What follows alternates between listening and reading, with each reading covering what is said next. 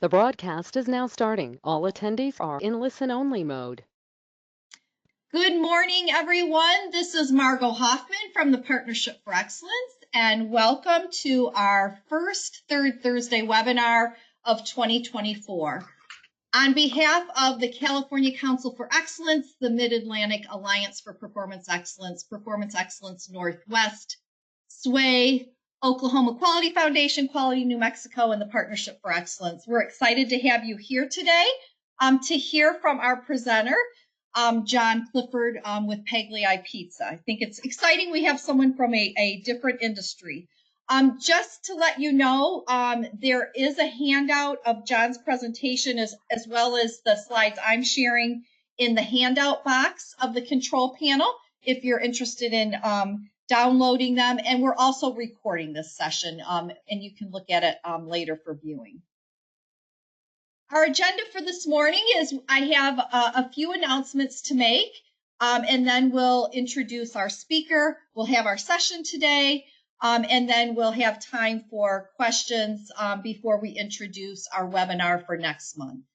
If you do have a question, you can type it in the question box within the control panel, and I'll make sure that John knows that the question is there. You can also raise your hand and I can unmute your microphone, but we have quite a few attendees today, so we prefer if you put your questions in the question box. As a reminder, the 7 programs that host these webinars have ongoing events throughout the year, and we hope that you can participate in those events and just access the events pages for each of the programs to see what's coming up in the coming months. I'd also like to thank our organizational members. Our programs are primarily 501(c)(3) organizations, and we're nonprofits, so we greatly appreciate the support that we get from our organizational members that allow us to work with organizations to improve their performance. I would now like to introduce Theron Post from Performance Excellence Northwest, who's going to introduce our speaker. Good morning, Margot, and thank you for the introduction, and thanks for all the things you do to get this webinar together for us. PENW is proud to have with us today one of our key customers and core people in our community of excellence in the Pacific Northwest. Just to correct Margot and to make sure that John gets his name right, it is actually Pagliacci Pizza.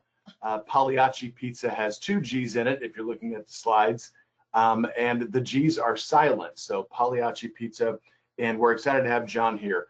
Pagliacci joined us about 5 years ago along their journey. They had already really been on the road and doing some good stuff. They have just continued to excel and have been part of our community and are doing some great work. We're happy to have them today and sharing information about how they are working on comparisons.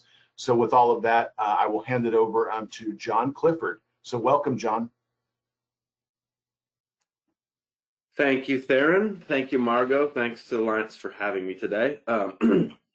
I am excited to be presenting today. It's funny, I think Margot mentioned that we have unique industry presenting, and I certainly have felt when I've gone to examiner training or different conferences that I've been in the kind of outskirts or the minority. When I did the examiner training out in Maryland, I was able to find the one other food service person. So shout out to you, Kate, today from Punch Pizza, the other pizza person on the call. I went to a conference out at the Tennessee Center for Performance Excellence, and the one other pizza group we were put together in the back of the room. So it's nice to be able to present. I've learned a lot from a lot of different industries at all of the events that I've gone to in the Baldrige community. I may not know all of the acronyms, but I'm able to pull things out of all of those lessons.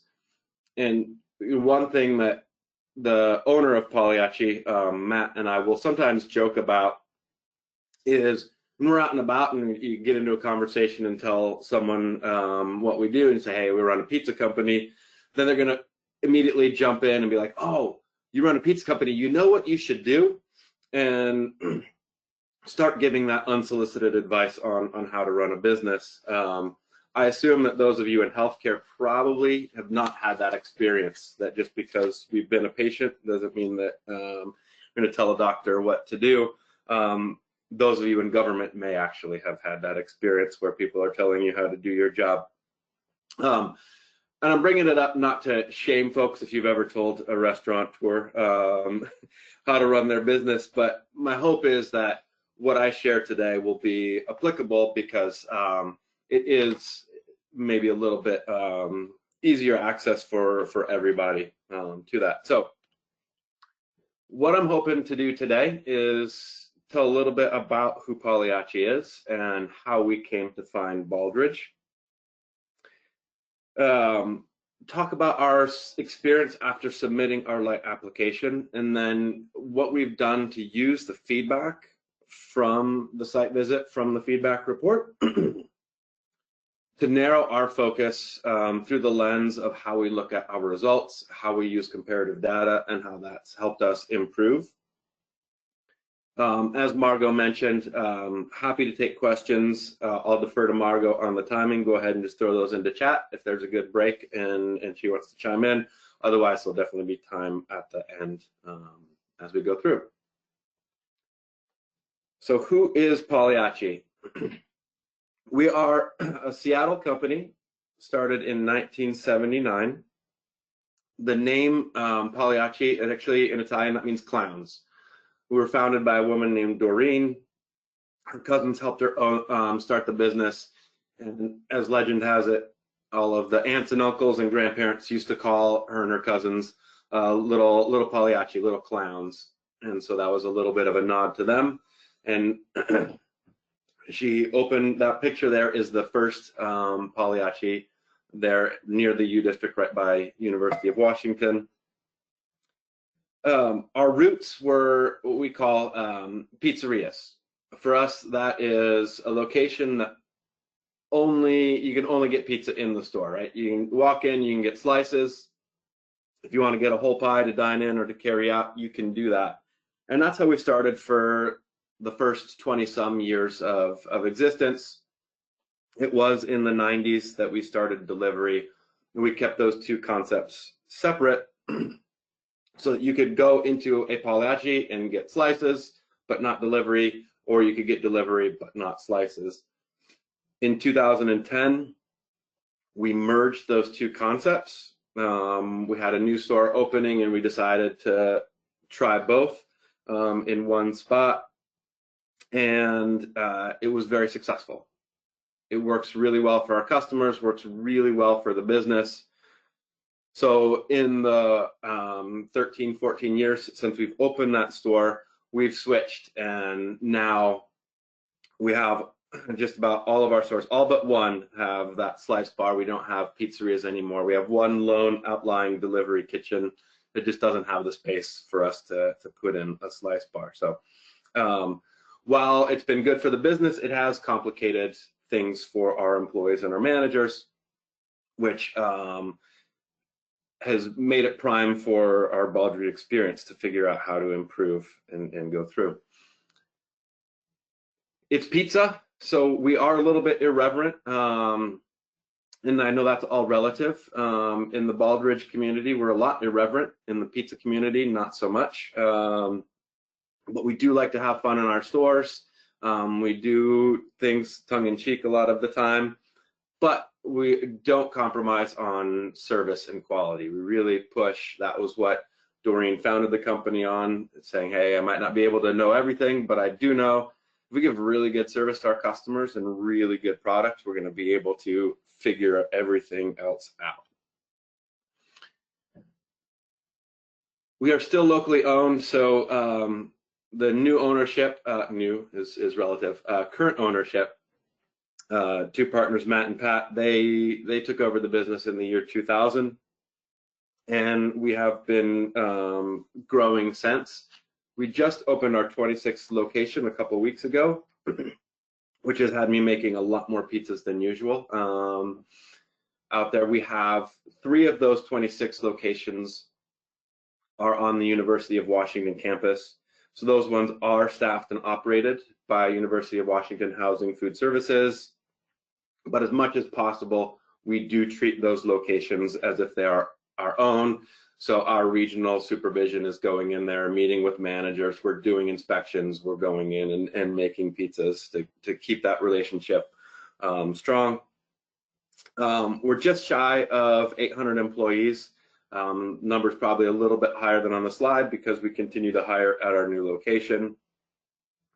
One thing that is a point of pride for us is that every single manager in our locations, from general manager, assistant manager, shift leaders, all of them started out as hourly crew members. Something that's how I began with the company 21 years ago. So in addition to those 26 locations, we have some support that we'd like to provide to the locations.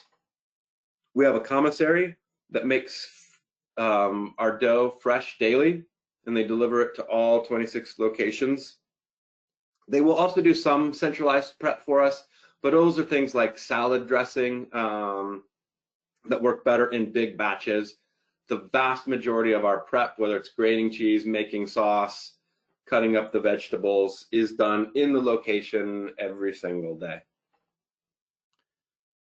We have our customer service center. So we were early in the pizza game to have our own dedicated call center, where we started taking calls for those deliveries.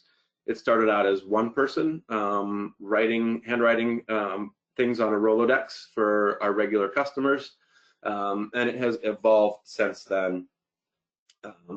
We shifted a few years ago, adding online ordering, adding an app. So we've actually moved to about 70% digital.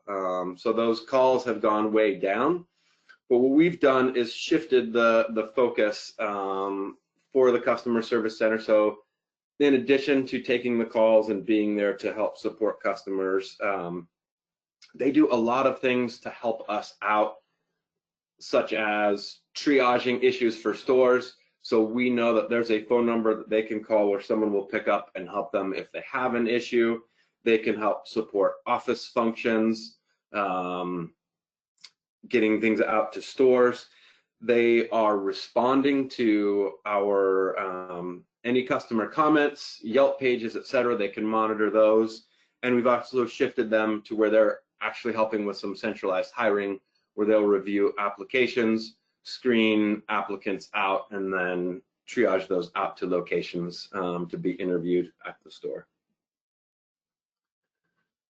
Pagliacci Support Central is our fancy name for the office. And that's where we have our marketing, accounting, IT, and some store supervision. The goal there is to support all of the stores. We're there to help make sure that they can do their job. One thing to note, I talked about how all of our managers in our stores are promoted from within, started as crew members. We like to provide that career opportunity no matter where it is. So over 50% of our office staff, whether that's marketing, accounting, IT, started as hourly crew members in the locations.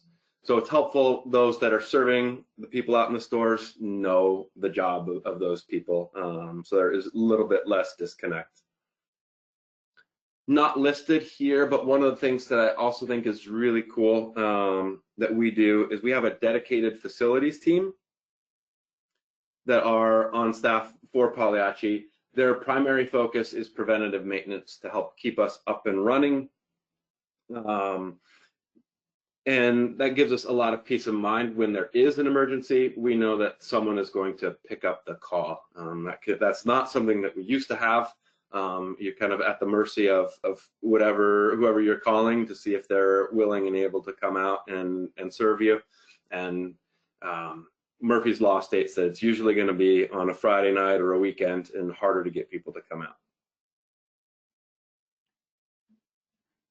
A little bit about our mission and values. I won't go into a ton of detail here. You can see the slides. I don't want to enumerate everything, but I will call out our mission. Our mission is always delivering excellence. There's a play on pizza delivery there. Like I said, a little bit tongue in cheek. This also brings to mind for me, it's a paraphrase a quote from Vince Lombardi, since we're in football playoff season. He once told his team, we're going to aim for perfection and fail into excellence. And we have that mentality as well. We're not going to keep ourselves from trying to get to perfection, knowing that that might be a tall ask, but if we're really pushing the bar there, then our failure will be excellence. One core value that I'd like to highlight is tirelessly seek to improve. For me, this is a big part of why Baldrige has appealed to Pagliacci. We've always pushed to make ourselves better. And before, this ties into what I'll talk about in just a little bit, we were mostly looking at ourselves. Can we raise the bar on what we're doing? This has opened our eyes to, hey, how are we doing overall? Do we know if we're looking at things that are important? But to also just be around folks like you all on this call that are also committed to improve and willing to share information has been awesome and something that resonates for us. We have something called excellence drivers. These kind of fit with we tell our employees, right? Our mission is what we do, our core values is who we are, and our excellence drivers is how we do it. The one that I want to highlight here is community.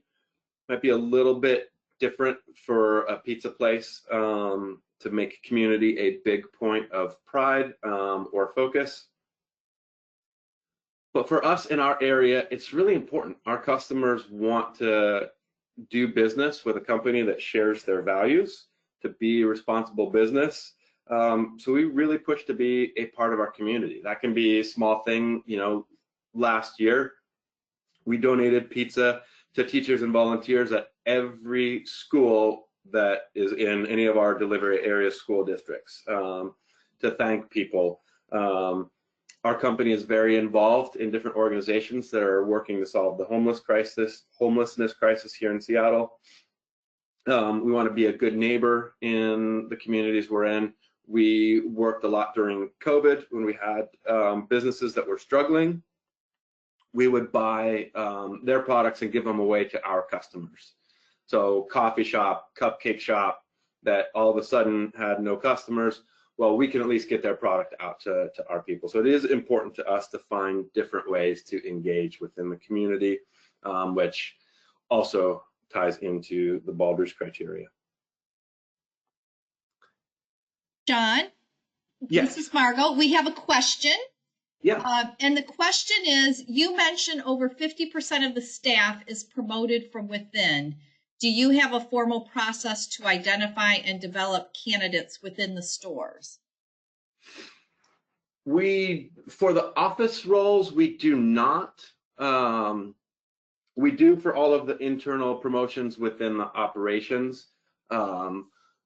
With the office staff, it can just depend on whether it's something that we're able to train to. And usually what we will do is we'll identify people that are really good and help train and mentor them into the job.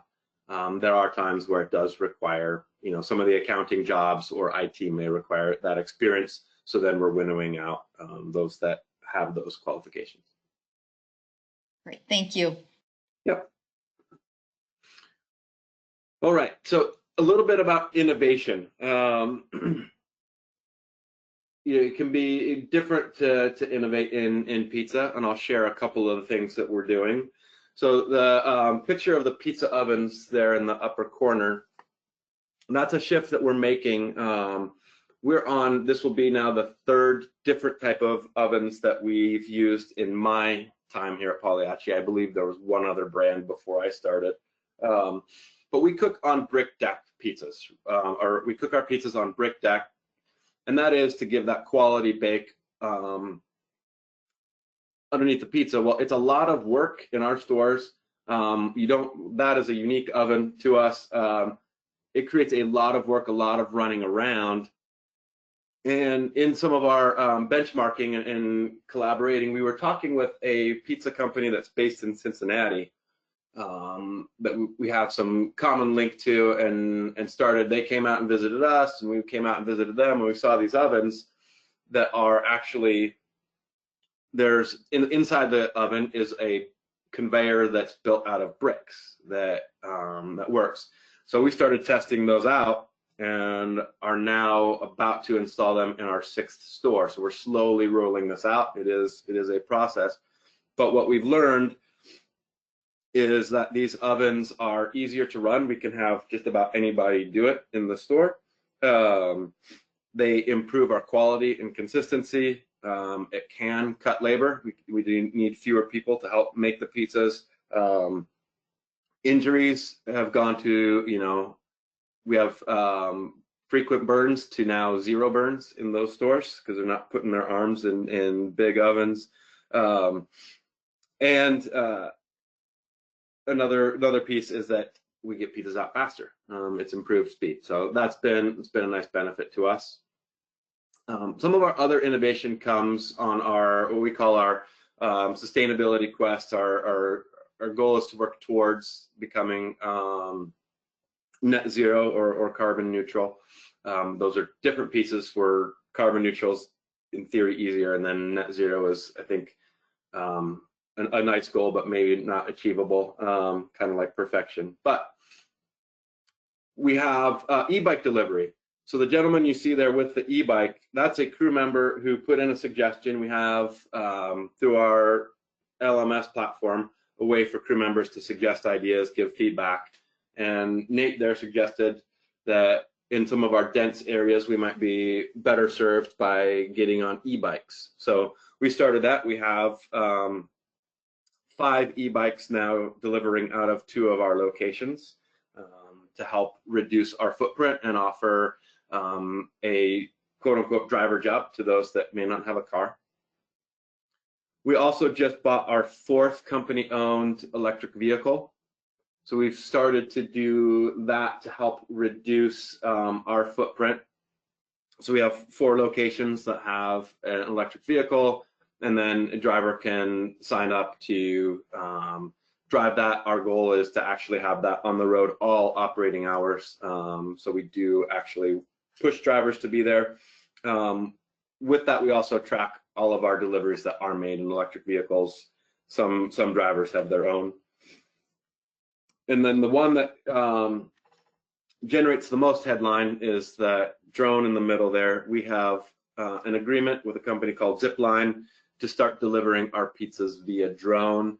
That looks like it will happen late this year or early next year, but something that's pretty exciting for us and for our customers.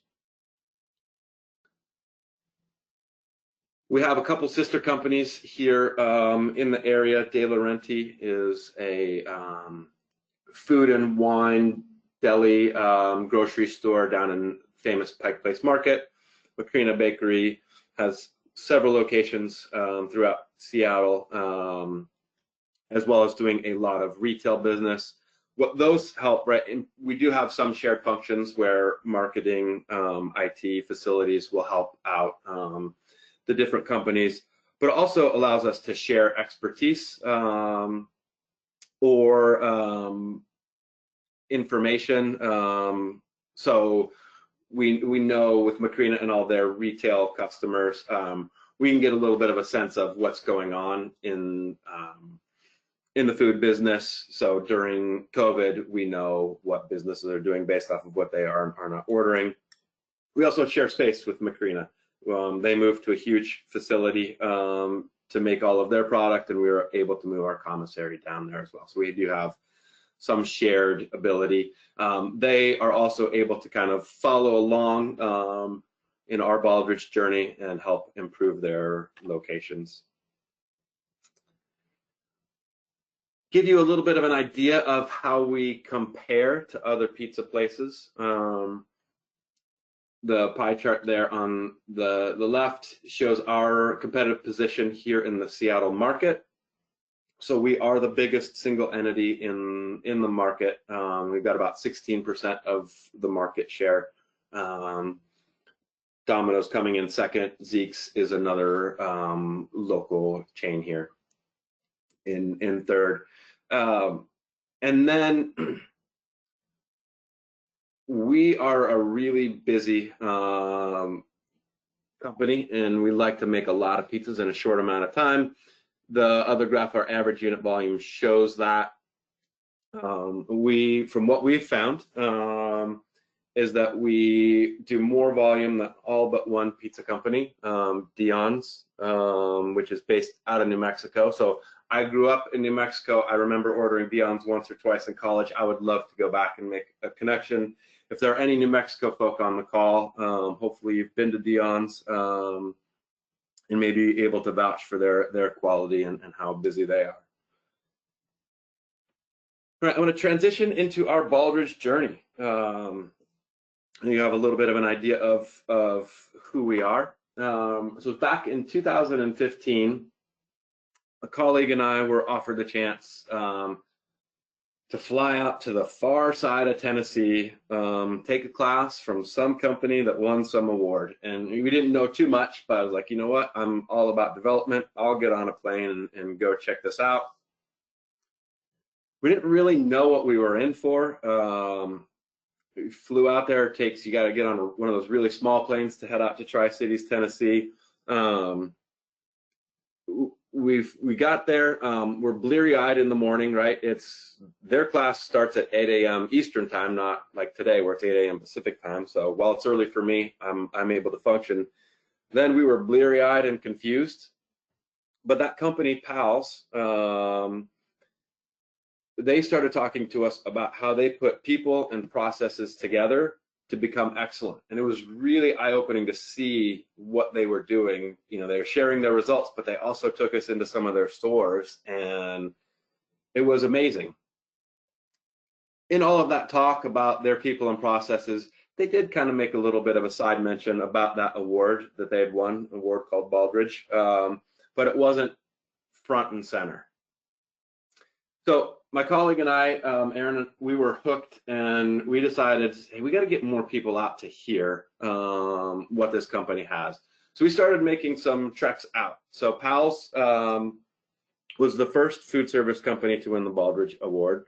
And up until 2020, they were teaching ongoing classes that you could go out and see how they did. So we took leadership, we took general managers, we brought them out here to get people that we couldn't, just to get our managers, our leaders on board with this idea of continual excellence and improving the processes. We heard about one of their former students, Rudy's and Mighty Fine, are owned by Canaan Management. They were the second food service company to win the Baldridge Award. And so we started asking if we could go visit them. And they said yes and helped. And so again, we took leadership and managers down there to see a different way of becoming excellent. And we started to take lots of notes, right? Hey, what are the things that we can adopt? And this may be familiar to many folks, depending on where you're at in your journey, but initially it's just like, oh my gosh, this company is doing this cool thing. Can we do that cool thing? And we took a lot of things, including peer reviews, right? The way that we give our employees feedback has improved. Shift huddles is improving communication to our hourly crew members. We have improved and changed the way that we inspect and the way that our managers are functioning based off of what we've learned at K&N.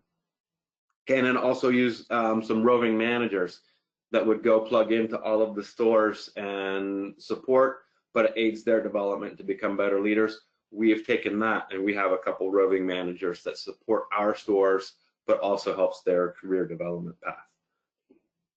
So eventually, though, after taking all of these notes, we started to shift and ask ourselves, well, wait a minute, both Pals and K&N became excellent using the Baldridge framework. Maybe let's start really digging into that ourselves. Let's shift away from taking all the notes as the priority, and let's look at the criteria and figure out who we are, how we can improve. So finally, in 2022, January 1, we submitted our light application to PENW to put our money where our mouth is. And it's a, if you haven't written an application yet, it is a process. And we submitted it, have that time where we're waiting for the examiners to go through. We got our feedback report, read it, made all of our notes, and then we hosted a learning site visit in the fall and sat down with an amazing group of people that were really dedicated to helping reflect what they saw in our stores and our application and give us that feedback. We learned a lot, and if you have not applied in any way, I cannot recommend it enough. It is amazing to get that feedback, to be able to hear that. And as Matt said, it is, while it may not be cheap, it is way cheaper than any kind of consultant, analyst, whatever, right? You have people that are there having that conversation, and just in that different way where they want you to improve, but they're not necessarily tied to telling you what you want to hear. So that was a great experience. And with that is what I'll focus on the rest of the speeches, what our learning came from. A lot of that centered around results and comparative data. There's stuff all throughout, but today we'll kind of stick around there. As you know, those link to category 4, measurement, analysis, knowledge management. So I'll share a little bit about how we deal with data and talk throughout where applicable, some of the changes that we've made through our learning. So Luigi is our proprietary software. We quickly learned many years ago, Doreen decided that she didn't want an out-of-the-box platform to run the business. So connected, there's plenty of software companies here in Seattle, and then realized we were paying them a lot and they were paying their software engineer not as much. So eventually we just hired him away and created our own operating system. So it has pros and cons with it. It touches just about everything that we do, and it is customizable. So it's great. It gives us more data than we need. When we talked to Zipline about drone stuff, they said that in any industry, we gave them the most data to help them understand what we do and how they could help. So there's a ton that we do. It can be limiting. We don't go as fast as if we had a software company, and we may not be as cutting edge, but it works. So we have started to question and find things that we can do better elsewhere, and part of that does come through the Baldrige experience of making those deliberate questions of, hey, how do you decide what you do in-house and what you do outside? Outside of Luigi, we have, like many companies, those measures that we're sharing on a regular basis. One thing that I'll note here, our examiners had a question about it. Periodic doesn't mean just whenever we want. We run the company on 13 4-week periods a year. So every 4 weeks, we kind of refresh, reset. So when it says periodic, that means every 4th week. But we do send dashboards out to managers and leadership daily to see how stores performed the night before. It can build on each other so you can see patterns and trends. We're reviewing our action plans. We're setting goals with managers quarterly, etc.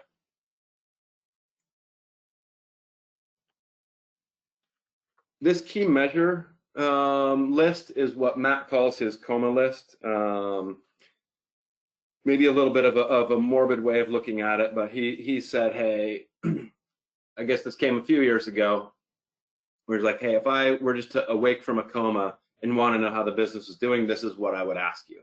So we've kept this list. Now I anticipate that it will change this year, and I'll talk a little bit about that. But there's some cool things here. Our crews stay almost 2 years, which is really, really good for industry. You'll see that on a slide later.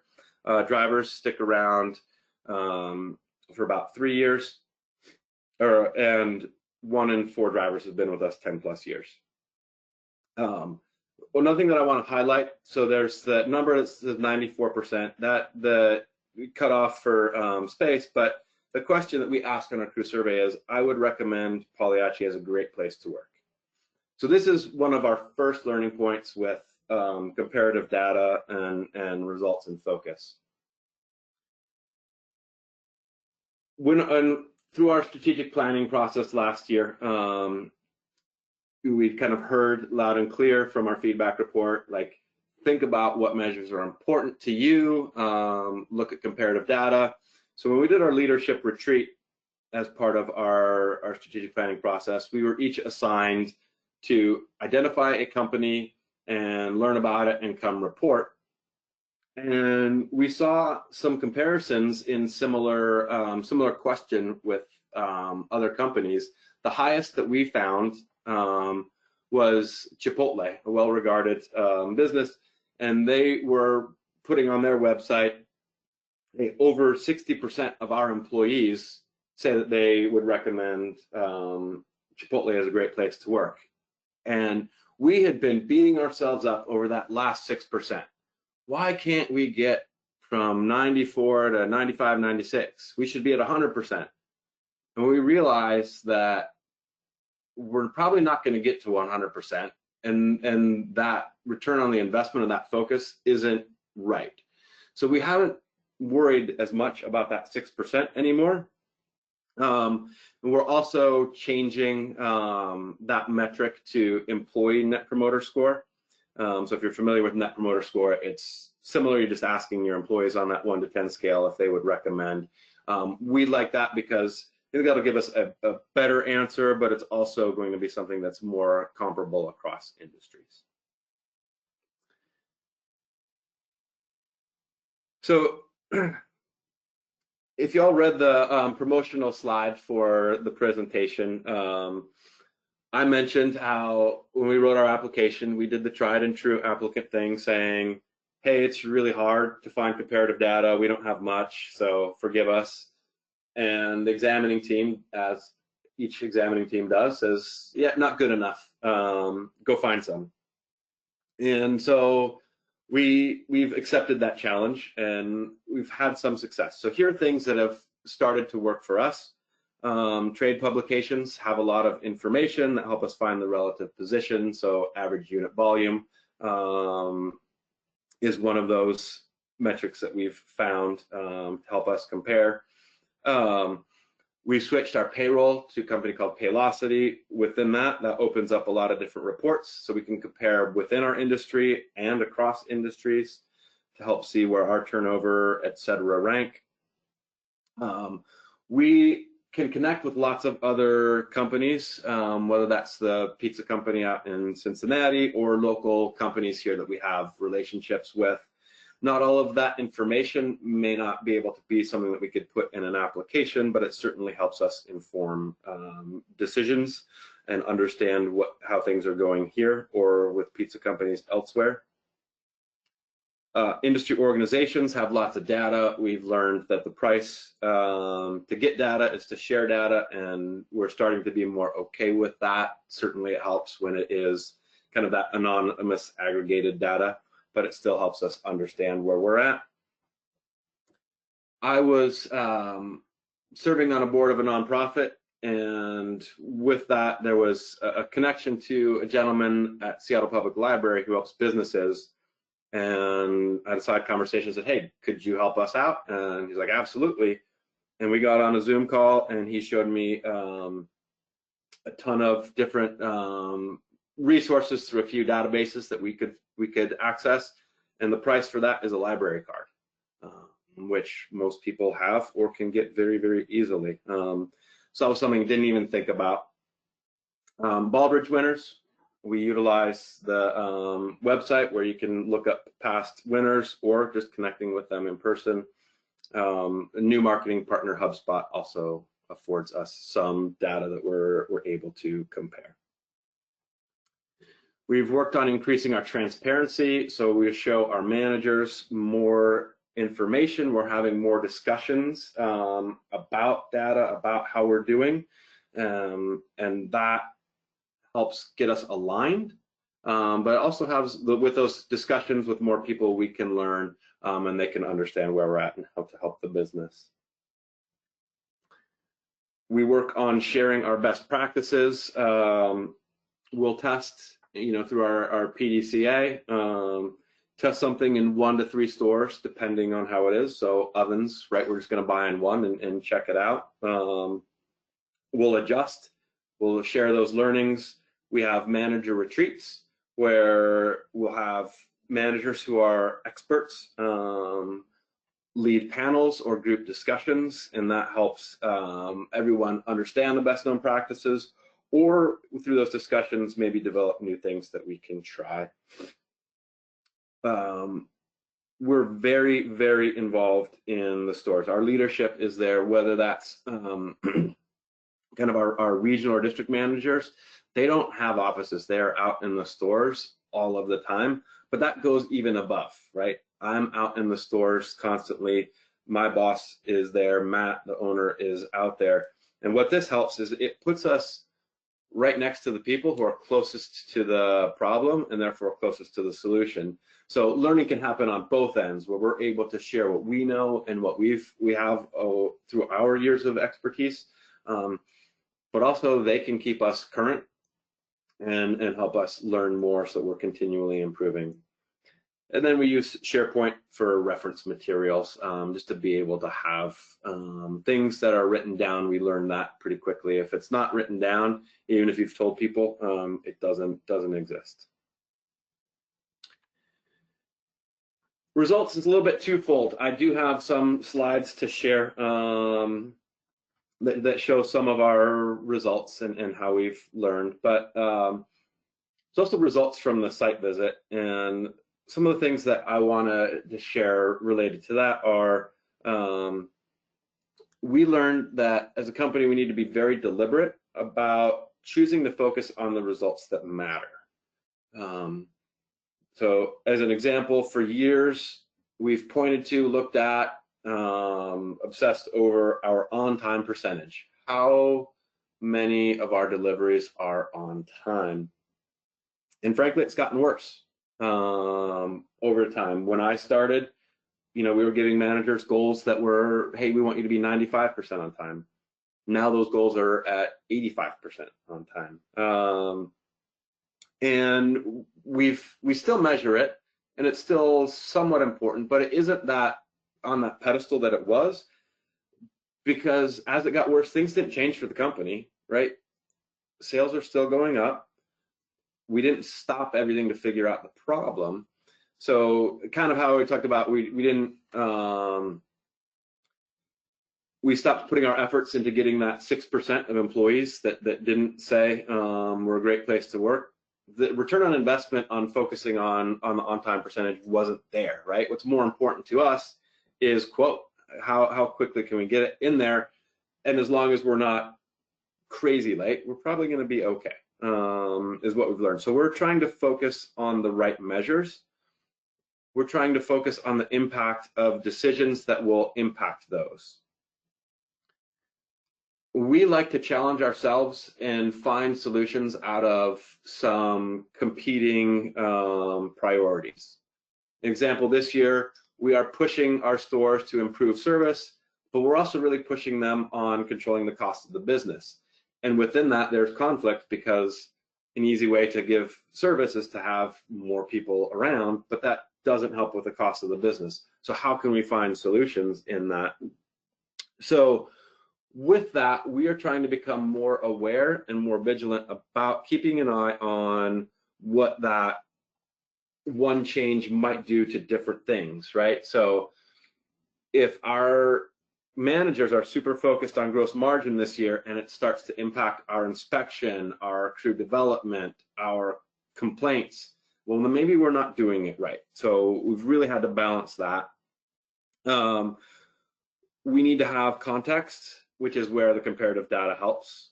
We have a lot of data. We don't always know what it means and whether that's good or bad. So looking externally to figure out helps give us that reference. Another thing that we did that was super helpful is we got all of our leaders together, and we went through category 7, and we just had a series of meetings and said, here are the questions. What could or should we have? We'd already submitted an application, but that doesn't mean that what we included in the results, just because you have it, doesn't mean it's important or that you can share. And that started to help us get a clear focus on what we should and could be measuring. Also helped get more people on board with the framework and knowledgeable. So I'm going to quickly go through so we have time for questions. But we have some results for customer experience.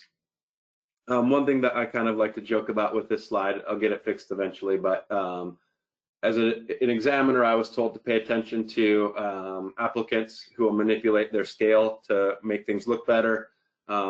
We kind of manipulate our scale to make things look worse. So it looks like there's a lot of variation. Our food quality rating is pretty much set around 9 out of 10, which we're pretty proud of. Similar, we get ratings on our customer service and our ordering experience. They all are basically 9 out of 10. How do some of the things compare? So we looked at our Net Promoter Score.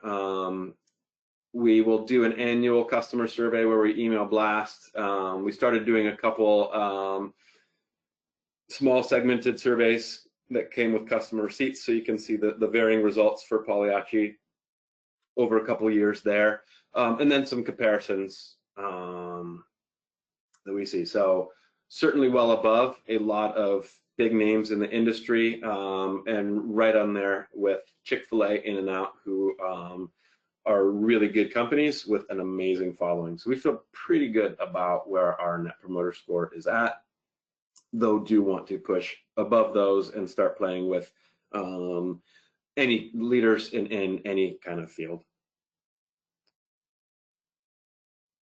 Crew numbers, I'm not going to dwell on here. We don't have a ton of comparisons. I'll talk about our employee Net Promoter Score later, but just reinforce to us that we have made a culture where we are a good employer and people want to be around. Similar, some numbers from the manager survey that show things. One thing that we've found that's not pictured, but I'm super proud of, our average GM tenure is 13.3 years. So any one of our GMs, their average of being around is over 13 years. We've benchmarked that, and within the area, our competitors have 1.4 years. So we're over 10 times the tenure in our general managers, which says a lot about us as a company, but also the ability to have strong people.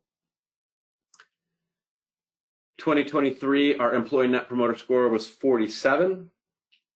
So a benchmark, average benchmark from companies on comparably.com, we found is 21. So some other companies, McDonald's actually has a negative employee Net Promoter Score, negative 23. Chipotle is at 26. Starbucks is at 7. In-N-Out is 33, pretty close. Chick-fil-A looked to be the standard bearer. They are at 61. So we're continuing to try to push that up, but it also helps us to see where we compare versus the old I would recommend Pagliacci. So we expect this to go up. We're going to change our crew survey and get this from more of our employees. This score is based off of a select number of surveys that we do ongoing throughout the year for different types of employees, but not all of them. And then final result that it show, tenure and turnover. So you can see people stick around. We do segment out by all of the different positions, having people around certainly helps and speaks to that longevity. We are working to find comparisons where we can. We won't be able to find on everything, but certainly I shared, right, our general managers is one point of pride. And then you can see turnover versus industry. We are very strong there. Updated, I just looked at, I pulled up last year what we could find. Our turnover actually lowered at 56%. The benchmark is 83 for the industry. So there have been some changes, but we feel like we've been doing well. So I think, you know, in final closing, what's been important to us is to be able to look at these results and help make those informed decisions about what is truly important and finding those comparisons to provide context. Hopefully, what I have shared has been a little bit beneficial, informational, or at the very least made you hungry for some pizza. You can come out and visit us anytime. I'd be happy to buy you a slice and catch up about things Baldrige. And I'll just thanks for being here and attending, and see if there's any questions I can answer. Okay, so John, we have a comment first, and then I think we have a couple comments. One is from Gail in New Mexico to let you know, yes, we order from Dion's a couple times a week. And they always, it's the first place they go when they get back from a trip. So you got some shout outs from New Mexico. And then Michael has a comment here. It says, impressive, measuring the results that matter indicates an in-depth understanding of the business and their customers, balancing the areas in their mission. So that's two comments for you. And I'm a proponent of focus on the right measures, don't measure everything. So I think there's a lot of people that are supporting that approach. If anyone has a question, again, you can type it in the control panel. And while we're waiting to see if there's any questions, I personally have a question, John. I noticed on the turnover slide that during COVID, you could see that turnover against the industry actually got worse, but you got better. Do you know why that happened? Or did you put some things in place during that kind of volatile time? What really helped us, I think that the most of it is we were set up to really be in the position to do the things that folks needed at that time, right? Our business is really centered, or was, in going into 2020. We had big catering business, big delivery business, lots of dine-in, lots of pickup. Well, as soon as COVID hit, we lost catering, we lost the dine-in. But we still had the delivery and the pickup. So we were able to keep people, right? In the history of Pagliacci, we've not had to lay anybody off. So we're able to keep jobs. And while we got scared initially and pumped the brakes and said, you know, don't hire anybody, and then quickly learned that we needed to hire, we actually, one piece of learning that I thought was clever is managers expressed concern about training new people and the amount of time. So we just picked up the phone and called our last 10 to 15 people that had left each store, had the manager reach out and see if they were in a spot where they needed a job. So we were able to actually bring people back that were fully trained and have get back into the job. That's terrific. Thank you. Well, I think that's all our questions. Thank you so much, John. You shared a really impressive story, and we are thankful that you're sharing your best practices. And I'm sure that most of the folks on the webinar today are not from the pizza industry, but they could certainly apply your best practices to any type of industry. So thank you for sharing. Thank you. Okay, so thanks again, everyone, for joining us. I would like to share with you our next webinar, and that will be on February 15th. And we have Mara Bryant from Adventist Health White Memorial, which is a Baldrige recipient, and Stephen Riley. And they're going to talk about ideation to realization, accelerating mission with artificial intelligence, which is an area that is moving so quickly nowadays and changing. And so I think that's going to be a really great webinar. Here's the link at the bottom, and we'll send this out to everyone to register for that webinar. I'd like to thank all of you for joining us today. If you are interested in starting your Baldrige journey and you haven't started yet, this is the contact information for the 7 programs that support this webinar. So reach out to the appropriate program to get started. If you're from a state that's not listed here, you can reach out to me and I can connect you with the appropriate person. But all of our states have a state or regional program that you can work with to get started on your Baldrige journey. So again, thank you for joining us. Thank you to John for sharing their best practices and for Theron for hooking us up with John. And we will see you next month. Have a great rest of your day. Bye, everyone.